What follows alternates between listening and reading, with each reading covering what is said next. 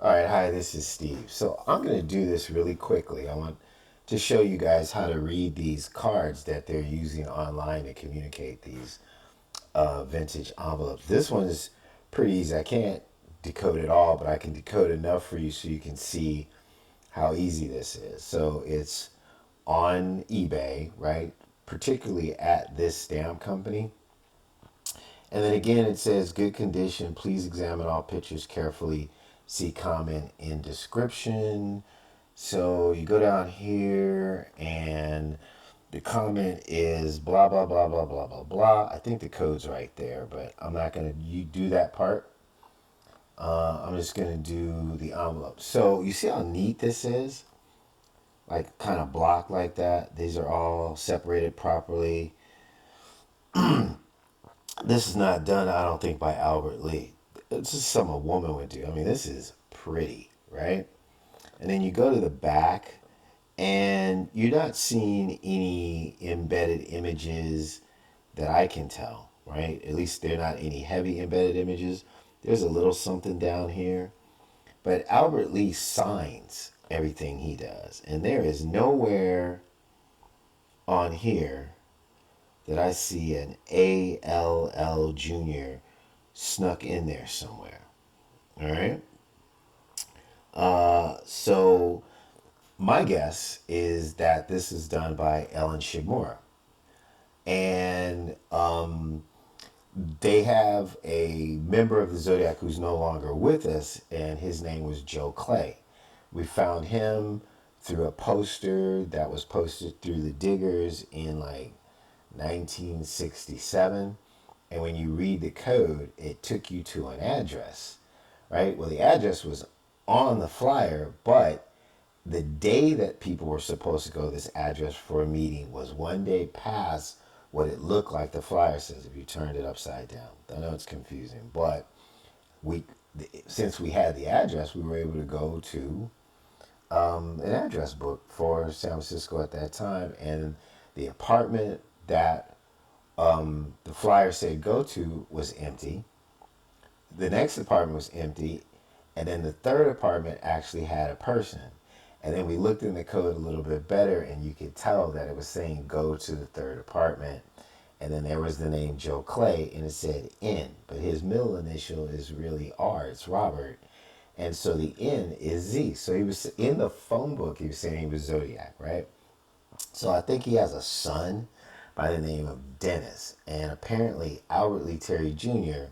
was trying to get Dennis to come to Los Angeles to meet a hitman because that's how he tries to solve all his problems, and he thought that we were the problem. So we intercepted that message and did the best we could to keep Dennis from getting in trouble because Albert is probably pressuring him saying that you owe me or something because they'd have been the police would have been waiting for him, right? At this AA meeting. So the hitman wasn't identified, so he doesn't have to worry and get him all ruffled, let him go about his business.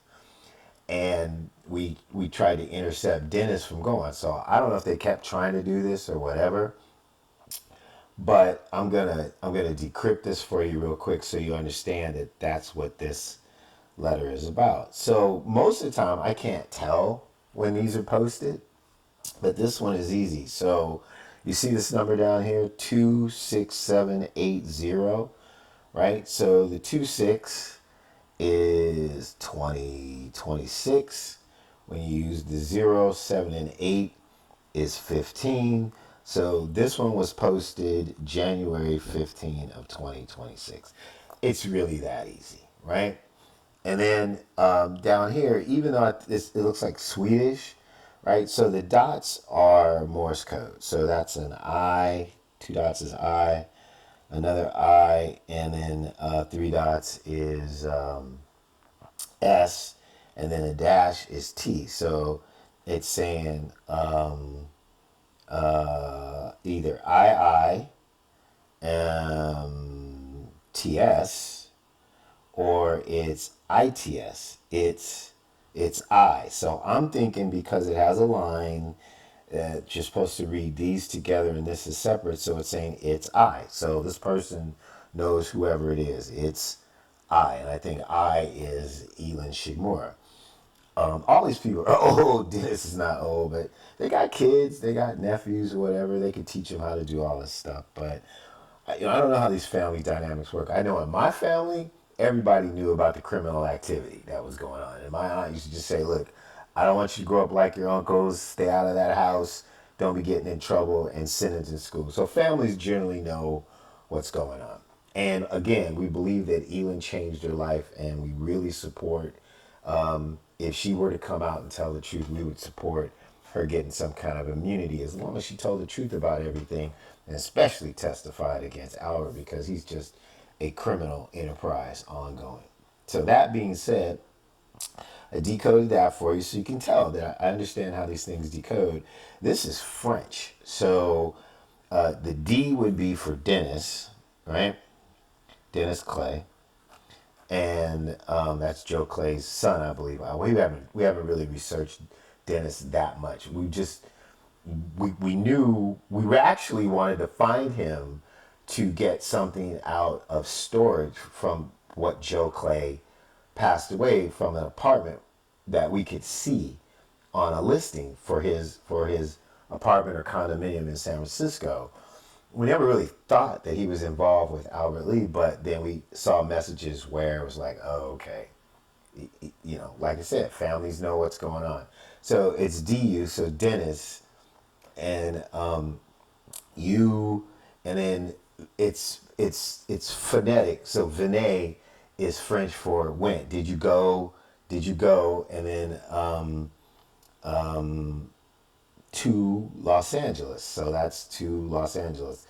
That's what TLAS is.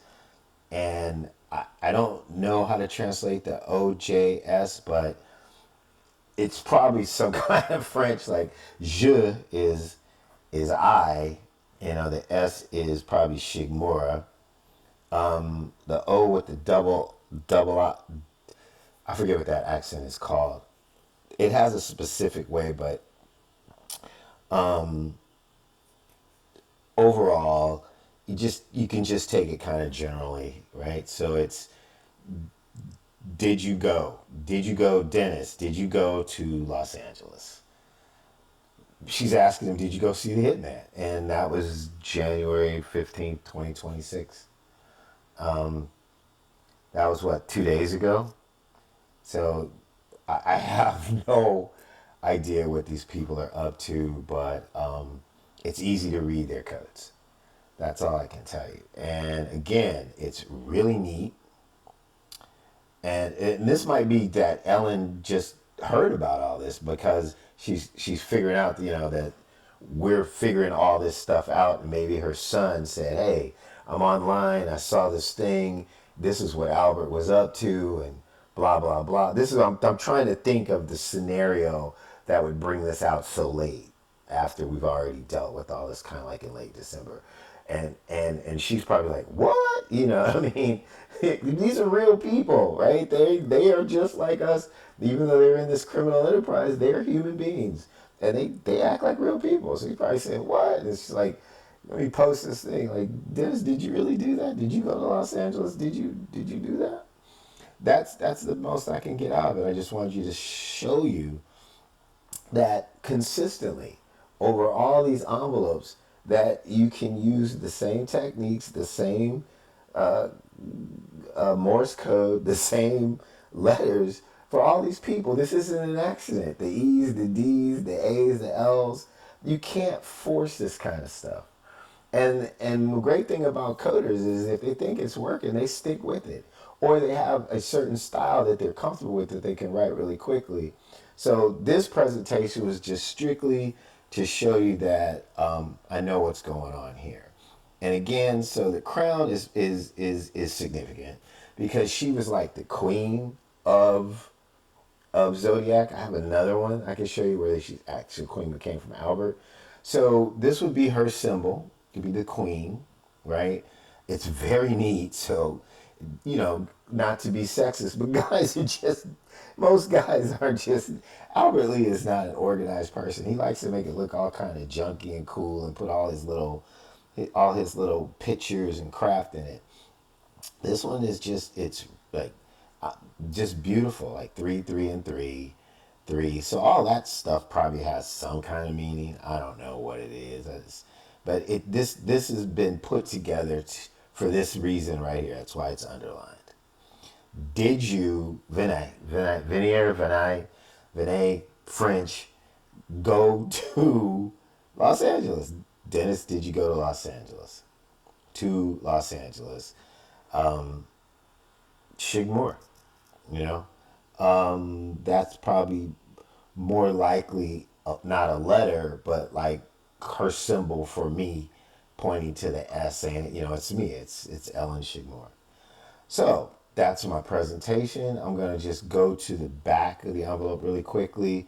So you see there's not much here. If there's anything, Albert Lee, he has all kinds of stuff would be on here. It would be all kind of like pictures. It would be embedded stuff. I mean, he really makes sure that there's a watermark and it would have been his signature because they're all military trained, but he really likes to do his thing like EA, what, emergency action message, the EAM. It's his thing. All right, so that's my presentation on this one. I hope this helps you have more faith in what I'm doing. And ultimately, I hope that the truth comes out and that people can find comfort in the truth. I believe the only person left that's really dangerous is Albert Lee Terry Jr. And I don't think that the national security interests that were salient, 60 years ago are as salient, but that's not my call. So, all right, take care.